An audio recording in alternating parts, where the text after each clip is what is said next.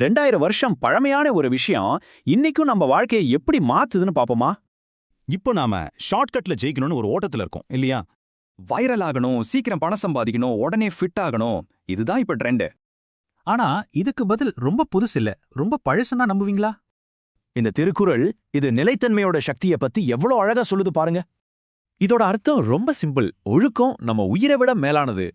அதாவது உங்க திறமையை விட உங்க ஒழுக்கம் தான் முக்கியம்னு சொல்லுது.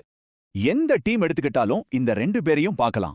ஒரு பக்கம் தினமும் சரியா வேலை செஞ்சு நம்பிக்கைய சம்பாதிக்கிறவங்க, இன்னொரு பக்கம் செம பிரில்லியன்ட் ஆனா எப்போ என்ன பண்ணுவாங்கன்னே தெரியாது. சரி, இது நிஜ வாழ்க்கையில எப்படி வேலை செய்யுதுன்னு பார்க்கலாமா? இவர்கிட்ட திறமை ஆவரேஜா இருக்கலாம், ஆனா வேலையில ரொம்ப கன்சிஸ்டன்ட். இன்னொருத்தரை யோசிச்சு பாருங்க, செம்ம பிரில்லியன்ட் ஆனா வேலையை முடிக்கவே மாட்டாரு. இப்போ சொல்லுங்க, இதுல யாருக்கு சீக்கிரம் ப்ரமோஷன் கிடைக்கும்? கண்டிப்பா அந்த கன்சிஸ்டன்ட் எம்ப்ளாயிக்கு தான். ஏன்னா நம்பிக்கை தான் எல்லாத்துக்கும் அடிப்படை. அப்போ முக்கியமான விஷயம் என்னன்னா, இந்த பழங்காலத்து ஞானம் தான் இன்னிக்கும் ஜெயிக்கிற ஃபார்முலா. உங்களோட பழக்க வழக்கங்கள் தான் உங்க எதிர்கால சம்பளம். சிம்பிளா சொல்லணும்னா இதுதான். அப்போ நீங்க உருவாக்க போற முதல் நல்ல பழக்கம் எது? யோசிங்க.